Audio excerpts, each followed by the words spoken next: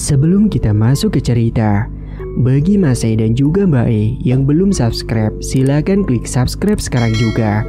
Dan bagi yang sudah subscribe, semoga kalian di sana sehat-sehat selalu agar bisa mendengarkan cerita terbaru dari Mang Ripan. Dan tidak usah lama-lama, ini dia ceritanya. Selamat mendengarkan. Cerita kali ini Mang Ripan dapatkan dari sebuah akun Twitter bernama Om Ras.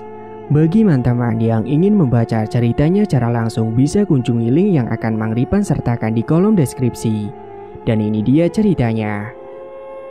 Tidak disangka, keputusan Vina yang membatalkan rencana pernikahan secara sepihak dikarenakan kekasihnya itu kedapatan berselingkuh menjelang hari H pernikahan yang tinggal beberapa minggu lagi, malah menjadi bumerang untuknya dan juga keluarganya. Nama dan tempat sudah disamarkan. Tahun 2017, Vina adalah seorang perempuan cantik berusia 25 tahun pada saat itu. Selain cantik, pribadinya yang baik dan ramah juga menjadi nilai plus sehingga membuatnya disenangi oleh orang-orang di sekitarnya. Vina saat itu bekerja di sebuah salon kecantikan di suatu daerah yang berada di Kalimantan Selatan bersama sepupunya yang bernama Riris. Riris ini merupakan sepupunya Vina yang baru saja datang dari SL, nama disamarkan, di awal tahun 2017. Dan sekarang dia tinggal bersama dengan keluarga Vina di sana. Keluarga Vina sendiri sudah cukup lama tinggal di Kalimantan dan ayahnya Vina sendiri pun sudah memiliki usaha di sana. "Betah tidak kamu tinggal di Kalimantan?" tanya Vina pada Riris. "Betah, hanya saja kadang-kadang aku rindu pada orang tua aku, Vin." Mendengar jawaban dari sepupunya itu, Vina langsung memeluk dan menghibur Riris. Mereka berdua sangat dekat dan saling menyayangi. Tak ada rahasia di antara keduanya, termasuk tentang percintaan. Namun Riris tidak terlalu menyukai kekasih Vina yang bernama Ahmaji atau yang biasa disapa dengan Aji tersebut. Entah karena apa, tapi yang pasti Riris tidak menyukai lelaki itu, meskipun pada saat itu Vina dan Aji sudah resmi bertunangan. Aji sendiri merupakan anak orang terpandang yang berasal dari Kalimantan Tengah. Saat ia berpacaran dengan Vina, Aji tengah berkuliah di daerah Kalimantan Selatan. Usia mereka selisih 3 tahun dan Vina lebih tua usianya dibandingkan dengan Aji.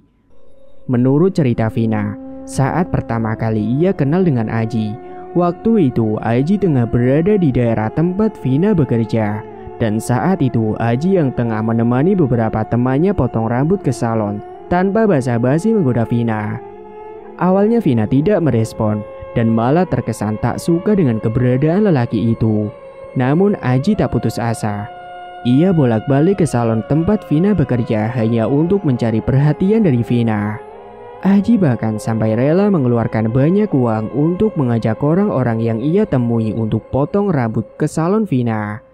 Begitu banyak perjuangan Aji untuk mendapatkan perhatian si Vina. Dan ya, perempuan mana yang tidak akan meleleh jika ada lelaki yang memperjuangkannya sampai sedemikian rupa. Vina akhirnya mulai luluh dan mau berteman dengan Aji. Saat Aji kembali berkuliah pun, ia selalu memberi kabar hampir setiap menit kepada si Vina. Dan 2 minggu sekali, dia selalu berusaha untuk menemui Vina meskipun jarak antara kota mereka tinggal cukup jauh. Tepat 4 bulan berkenalan dan menjadi teman, Aji mengutarakan rasa cintanya pada Vina. Dan tentu saja Vina tak menolak karena ia pun sudah jatuh hati pada Aji. Orang tuanya Vina pun tampaknya menyukai Aji. Dan Vina juga diperkenalkan Aji pada orang tuanya yang pada saat itu datang ke Kalimantan Selatan. Meski hanya perkenalan biasa, orang tua masing-masing belum bertemu muka. Kedua orang tua Aji sangat baik pada Vina. Dari perlakuan dan sikap kedua orang tua Aji, sepertinya mereka juga menyukai Vina. Tepat 8 bulan berpacaran, Aji pernah menghilang tanpa kabar hingga membuat Vina gelisah dan takut sesuatu terjadi pada kekasihnya itu. Tidak adanya kabar dari Aji membuat mood Vina hancur. Ia jadi tidak fokus dalam banyak hal. Bahkan untuk bekerja pun ia merasa malas. Dan tidak disangka, tepat beberapa hari setelah Aji menghilang tanpa kabar itu, ia datang bersama orang tuanya ke rumah Vina. Ia membawa banyak kejutan untuk Vina, apalagi di saat orang tua Aji mulai berbicara ke arah hubungan antara Aji dan Vina. Bahkan mereka juga menanyakan apa saja yang dipinta oleh keluarga Vina, karena keluarga Aji tahu bahwa keluarga Vina bukan asli orang Banjar. Keluarga Vina pada saat itu sangat kebingungan, karena kedatangan Aji dan keluarganya tersebut sangat mendadak tanpa memberi kabar terlebih dahulu. Namun usut punya usut, rupanya Aji lah yang tidak memberi kabar pada Vina. Padahal sebelumnya kedua orang tua Aji sudah mewanti-wanti pada Aji agar ia terlebih dahulu memberitahukan pada Vina akan rencana kedatangan mereka, supaya Vina dan keluarganya bisa bersiap-siap. Mendengar pengakuan Aji tersebut, orang tuanya hanya bisa menggeleng-gelengkan kepala. Bahkan saking gregetannya Vina sampai mencubit Aji beberapa kali hingga kekasihnya itu meringis kesakitan. Akhirnya setelah dibicarakan panjang lebar, keluarga Vina pun menyetujui tentang pertunangan keduanya lebih dulu. Karena memang antara keluarga Aji dan Vina memiliki adat yang jauh berbeda.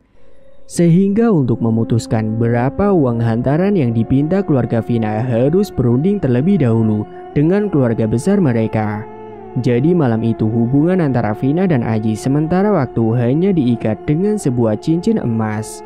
Dan selanjutnya keluarga Vina akan segera memberi kabar pada tanggal yang sudah dijanjikan pada malam itu antara kedua belah pihak.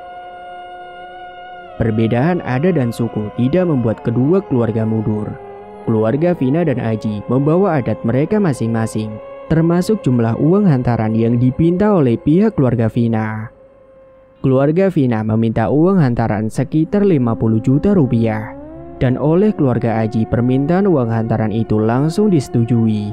Padahal pada saat itu rata-rata uang hantaran di Kalimantan Tengah hanya berkisaran 10 atau 20 juta saja. Tapi karena mereka tahu dengan perbedaan adat antara mereka, mereka sama sekali tidak mempermasalahkan hal itu. "Kamu betah kerja di salon itu kan, Riz?" tanya Vina di suatu malam saat mereka berdua akan tidur. "Iya, tapi setelah kamu dan Aji menikah nanti, kamu akan berhenti dari salon kan?" Vina tersenyum, ia menatap langit-langit kamarnya. "Riz, menurutmu Aji itu orangnya bagaimana?" tanya Vina. "Kalau menurutku yang baru mengenalnya, dia itu baik. Tapi aku tidak menyukainya, Vin." Alis Vina mengkerut. "Katamu dia baik, tapi kenapa kamu tidak suka?" "Ya karena dia akan mengambilmu dariku. Setelah kalian menikah, kamu pasti ikut bersamanya kan? Dan kita pasti akan jarang bertemu. Tak ada lagi teman curhatku setelah kamu ikut dengannya nanti." Vina tertawa mendengar jawaban Riris yang dianggapnya sangat lucu. Beberapa bulan kemudian setelah perundingan itu, akhirnya keluarga besar Aji pun datang langsung dari Kalteng untuk lamaran ke rumah keluarga Vina. Di rumah Vina tampak sibuk mempersiapkan diri dengan pakaian dan berdandan paling cantik dibantu oleh Riris. Raut wajah Vina tampak bahagia sekali, namun berbeda dengan raut wajah Riris yang terlihat sangat sendu. "Kudoakan dalam waktu dekat ini kamu juga segera menemukan cintamu ya, Riz," ucap Vina. Riris tersenyum mengangguk. Ia lantas memeluk Vina yang sudah siap akan keluar dari kamar. Terdengar di halaman rumah mereka beberapa buah mobil yang berhenti di halaman. Suara orang-orang di luar pun mulai ramai. Riris menggandeng tangan Vina. "Harusnya kau tidak keluar, Vin. Tapi kalau aku tidak keluar, nanti apa kata calon mertuaku? Adat mereka kan berbeda dengan kita, Riz. Jadi mengalah sedikit tidak apa-apa kan?" Riris menghela napas. Di luar, keluarga besar Aji sudah duduk memenuhi ruangan. Bahkan ada beberapa yang duduk di luar rumah karena tidak kebagian tempat duduk di dalam. Singkat cerita, proses lamaran berjalan dengan lancar dan tanggal serta bulan pernikahan pun sudah ditentukan. "Mulai saat ini, aku sudah tidak ingin kamu bekerja lagi. Segala kebutuhanmu akan aku tanggung," ujar Aji pada Vina. "Tapi dalam keluarga kami pantang bagi perempuan untuk bekerja, karena yang bekerja dan mencari nafkah itu sudah menjadi kewajiban dan tugas lelaki. Perempuan tinggal duduk di rumah, menunggu dan menikmati hasilnya." Vina terdiam. "Kalau kamu tidak menuruti aturan itu, maka pasti aku yang akan dicemooh oleh keluargaku. karena dianggap tidak bisa memenuhi kewajibanku sebagai suami. Aku tahu kamu seorang wanita mandiri, tapi dalam hal ini tolonglah turuti apa kataku. Lanjut Aji. Vina menghela napas panjang, lalu kemudian ia tersenyum dan segera mengangguk. Baiklah, aku akan segera berhenti dari pekerjaanku besok. Terima kasih ya sayang, ucap Aji tersenyum. Pernikahan mereka akan dilaksanakan sebelum Hari Raya Kurban tahun 2017 itu. Dan benar saja setelah resmi dilamar dan hanya tinggal menunggu hari pernikahan, Vina pun berhenti dari pekerjaannya sesuai dengan permintaan Aji. Sebelum keluarga Aji pulang, ibunya Aji terlebih dahulu mengobrol empat mata dengan Vina. Mereka mengobrol dengan hangat, bahkan Vina merasa sangat nyaman ketika berbicara dengan ibunya Aji. Kini yang bekerja di salon tinggal Riris. Riris pulang pergi sendiri dengan mengendarai motor Beat milik Vina yang sering mereka pakai bersama. Saat memasuki bulan Ramadan, Aji mengantarkan uang untuk Vina. Namun hingga Ramadan berakhir, Aji tak pernah lagi ke rumahnya. Ia hanya mengirimkan uang melalui rekening untuk Vina. Jika ditanya, jawaban Aji selalu sama, yakni sibuk. Tapi Vina tidak curiga karena memang Aji selalu berkabar padanya. Di rumah, Vina hanya menghabiskan waktu di depan TV dan HP. Sesekali mengobrol bersama orang tuanya yang juga terkadang sibuk di luar. Apalagi Riris, sepupunya itu sangat sibuk. Apalagi di akhir-akhir Ramadan seperti ini, pasti banyak job sana sini. Seperti malam itu, Riris menelpon Vina untuk memberi kabar. Halo Vin, aku tidak pulang malam ini karena aku akan keluar kota bersama bos, ujar Riris. Vina menghela napas panjang, tampaknya ia akan menyiapkan menu buka puasa seorang diri lagi hari itu. Sesampainya di kota, Riris dan bosnya langsung pergi ke pusat perbelanjaan. Riris tertegun ketika melihat seorang laki-laki yang sangat ia kenal tengah bergandengan dengan seorang wanita. Wanita yang entah siapa, Riris pun tidak mengetahuinya. Kenapa Riz? Tanya bosnya ikut menatap ke arah yang dilihat oleh Riris. Loh, itu kan bukannya calon suaminya Vina ya? Tanya bosnya. Sama siapa dia itu? Kok mesra sekali? Riris menggeleng. Beberapa saat kemudian ia langsung berjalan ke arah Aji dan juga perempuan itu. Ia melabrak Aji yang tampak kaget mengetahui ada Riris sepupunya Vina di sana.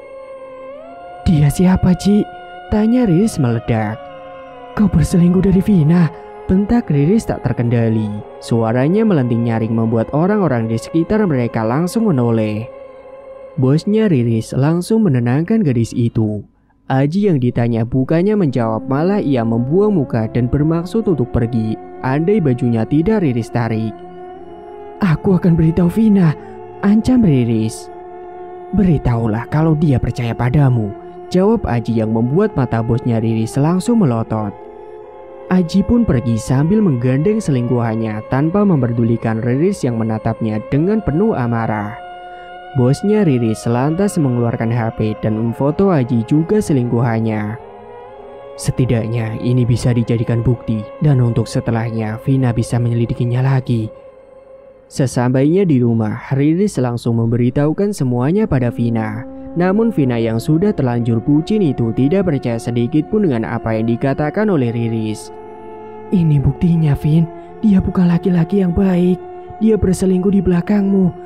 Buka matamu Vin, lihat ini baik-baik, bentak Riris. Foto apa ini Riz? Mukanya saja tidak jelas. Bulan puasa ini perbanyak beramal Riz, jangan malah memfitnah calonku. Allahu Akbar, kamu bilang aku memfitnah. Oke, sekarang terserah kamu Vin. Kamu mau percaya atau tidak, yang jelas aku sudah memberitahumu. Kalau kamu masih punya otak, silakan kamu selidiki sendiri, ujar Riris menyudahi perdebatan antara ia dan Vina. Vina hanya geleng-geleng kepala melihat kepergian Riris. Namun semenjak saat itu Vina jadi kepikiran dengan apa yang Riris katakan. Singkatnya ketika lebaran telah tiba, Aji tak datang ke rumah untuk berhari raya bersama Vina dan juga keluarganya. Karena ia beralasan akan pergi ke Kalteng ke rumah orang tuanya. Vina tentu saja tidak curiga. Sehari setelah lebaran, Vina dan keluarganya pergi ke daerah yang berdekatan dengan tempat Aji berkuliah. Mereka berlibur untuk sekedar melepaskan rasa penat. Saat Vina dan keluarganya tengah makan di sebuah warung, ayahnya Vina yang saat itu mendapat telepon dari temannya langsung keluar dari warung. Sementara di meja, Vina dan yang lainnya masih asik bercerita. Tiba-tiba, ayahnya Vina masuk kembali ke dalam warung dengan raut wajah penuh emosi. "Vina, apa benar Aji pulang ke kampungnya?" Vina mengerutkan alisnya. "Iya pak, memangnya kenapa?" "Aku melihatnya di seberang jalan sana sambil bergandengan dengan perempuan," ujar ayahnya Vina geram. Vina tersentak kaget, begitu juga dengan yang lainnya. Hanya wajah Riris yang terlihat datar, bahkan ia tak terkejut sama sekali. Vina berlari keluar warung makan itu. Memang benar di seberang jalan sana ada mobil yang sering dipakai oleh Aji tengah terparkir. Dengan perasaan tak karuan, Vina langsung menghampiri pemilik mobil yang tak lain adalah Aji. Aji baru saja keluar dari sebuah toko dengan seorang perempuan cantik.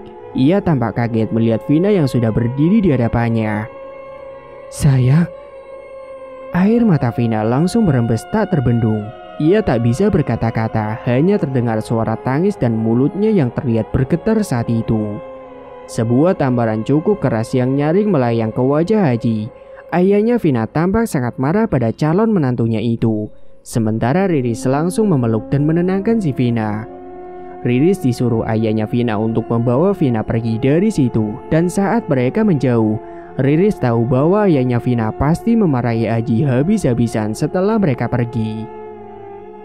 Sesampainya di penginapan, Vina hanya bisa menangis dan meratap di pelukan Riris. Matanya sembab dan merah. HP-nya juga terus-terusan berdering sejak mereka pulang. Banyak panggilan dari Aji yang tidak dijawab oleh Vina. Rencana liburan 1 minggu itu batal dan keesokan harinya mereka langsung pulang ke rumah. Sejak kejadian malam itu, ayahnya Vina tak berbicara apa-apa. Namun dapat dipastikan sang ayah tentu sangat marah dan kecewa pada Aji.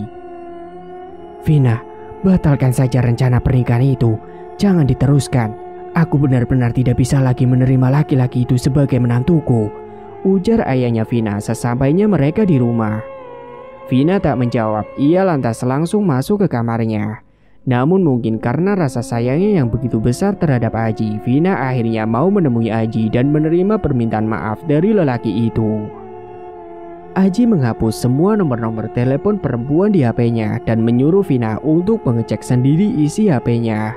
Ia juga berjanji untuk tidak akan pernah mengulangi kehilafannya lagi. Intinya, Aji meminta kesempatan kedua pada Vina dan ingin melanjutkan hubungannya dengan Vina hingga ke jenjang pernikahan. Mendengar keputusan Vina yang mau menerima Aji kembali itu membuat orang tuanya marah. Mereka menekan agar Vina memutuskan hubungan dengan Aji dan mereka siap mengembalikan uang hantaran kepada keluarga Aji.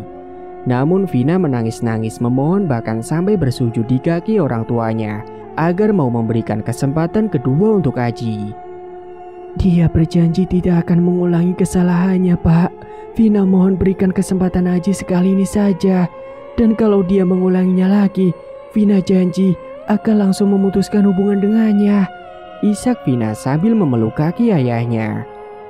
Hati ayah mana yang tega melihat anaknya memohon-mohon seperti itu. Akhirnya dengan berat hati, orang tua Vina mau menerima permintaan maaf Aji. Dan benar saja, setelah kejadian itu, Aji benar-benar berubah di mata Vina. Saat bertemu pun, ia selalu menyuruh Vina untuk mengecek HP miliknya dan begitu pun sebaliknya. Namun pada suatu hari, saat Aji tengah membantu ayahnya Vina di luar rumah, ada sebuah pesan masuk dari kotak bernama Haji Duan di HP milik Aji.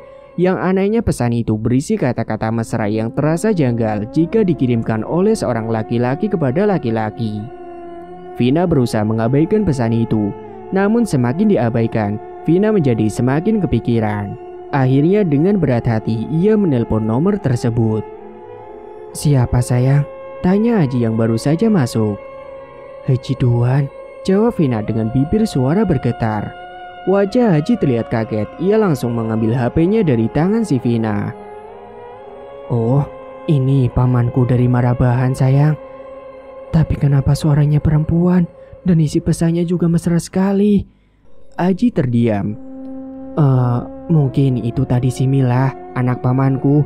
Biasalah, dia itu iseng sekali sayang, jawab Aji terbata-bata.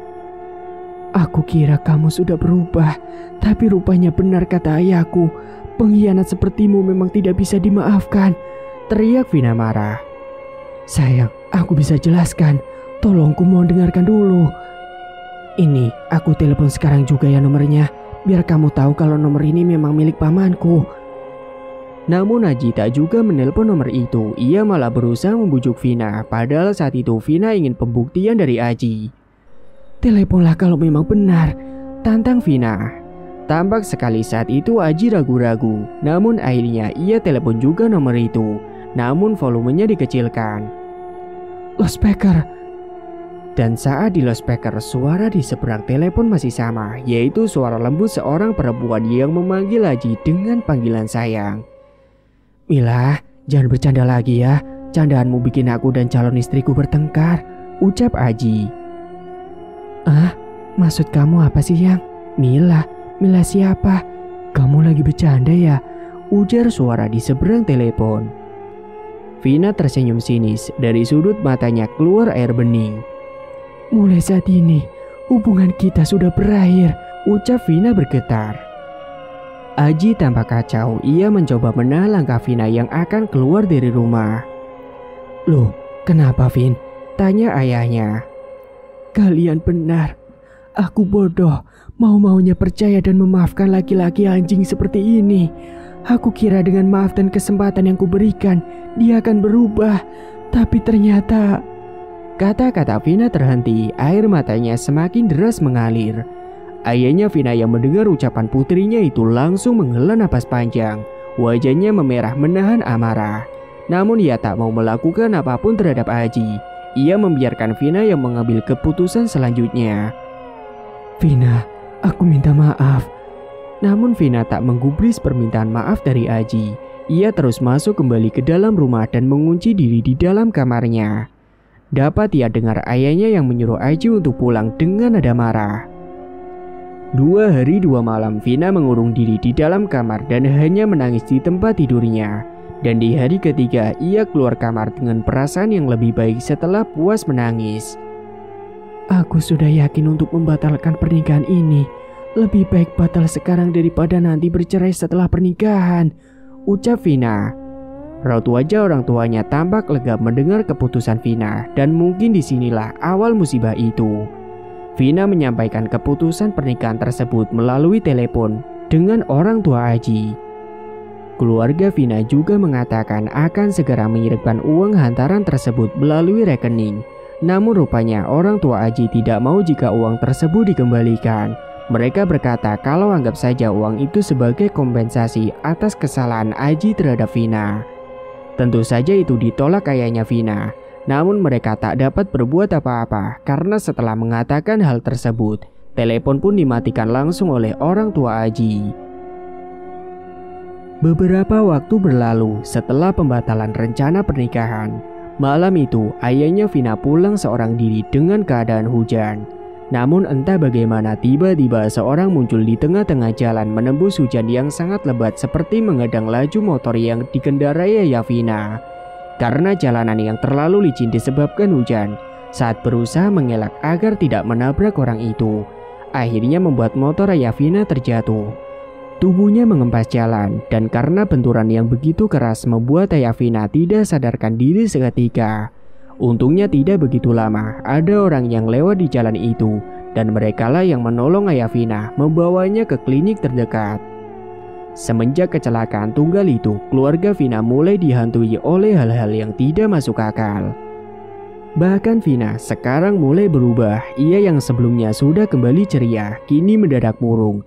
Ia juga sering kedapatan melamun sembari memandangi foto-foto Aji. Dari hari ke hari, keadaan Vina semakin memprihatinkan. Bila diajak mengobrol pun, Vina tak pernah menanggapi.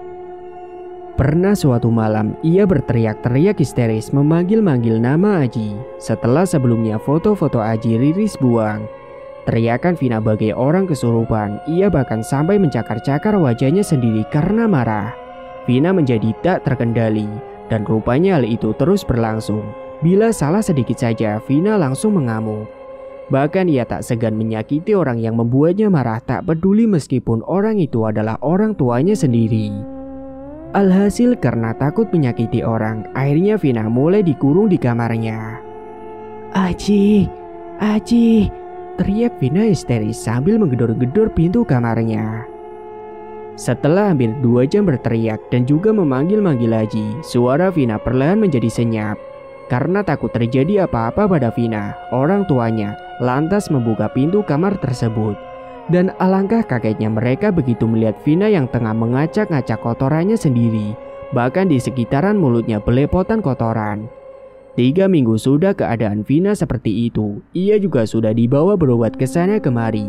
Namun tetap tidak ada kemajuan. Malah sakitnya semakin bertambah parah. Vina benar-benar kehilangan akal dan ingatan akan orang-orang di sekitarnya. Yang ia ingat hanyalah Aji. Di suatu malam saat itu hujan besar disertai angin ribut.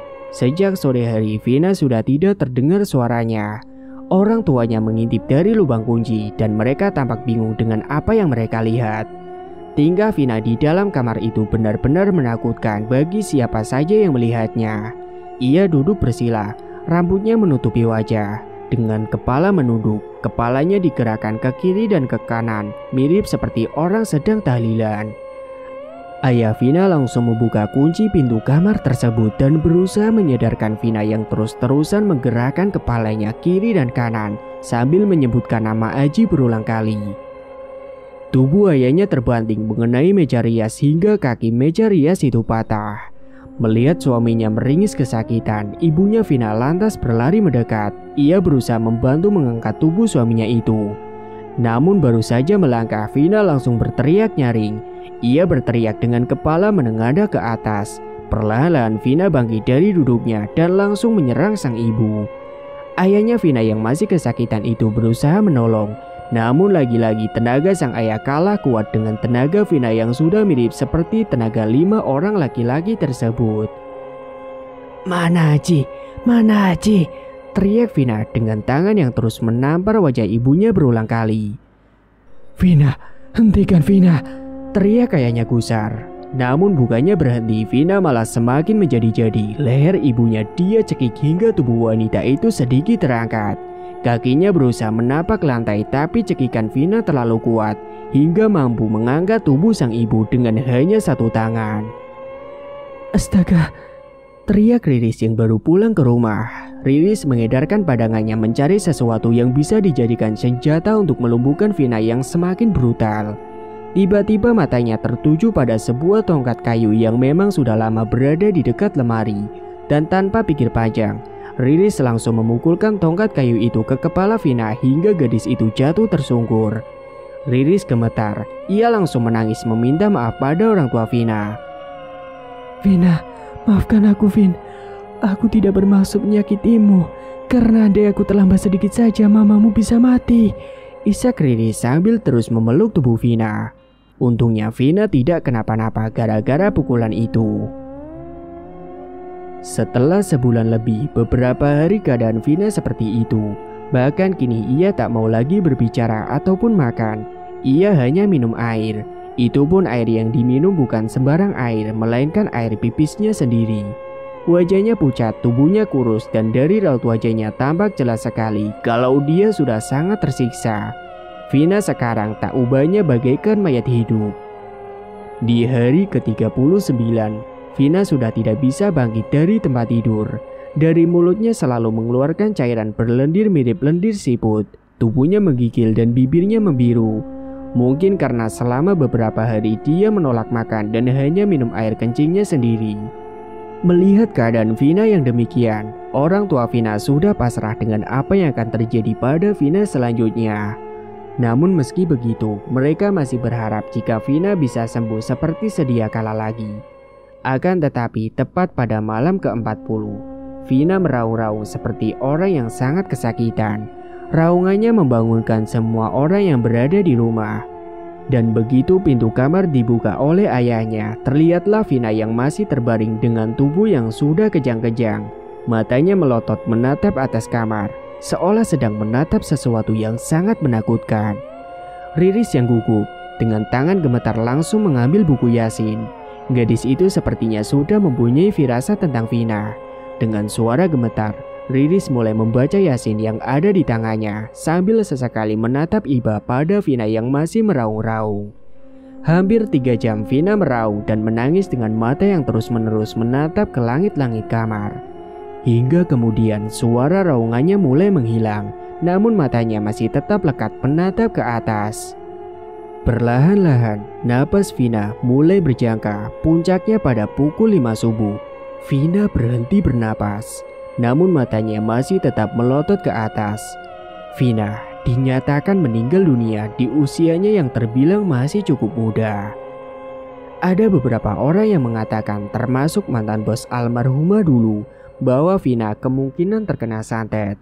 Santet yang dikirimkan oleh keluarga mantan calon suaminya dulu. Apalagi keluarga mantan calon suaminya itu merupakan orang Dayak yang sedikit banyaknya pasti punya koneksi dengan dukun-dukun santet pedalaman. Hingga cerita ini ditulis, keluarga almarhumah sudah tidak pernah lagi bertemu ataupun berkomunikasi dengan Aji, nama samaran. Bahkan uang hantaran itu pun tidak pernah diambil lagi oleh keluarga laki-laki. Tamat, cerita pun selesai. Terima kasih bagi Masai dan Bae yang sudah setia menyimak cerita ini sampai akhir. Dan bagi yang belum menekan tombol subscribe, silakan klik tombol subscribe sekarang juga. Dan semoga kalian semua dimanapun berada selalu sehat-sehat semua dan dimudahkan segala urusannya. Dan sampai jumpa lagi di cerita terbaru yang akan Mang Ripan bawakan nantinya.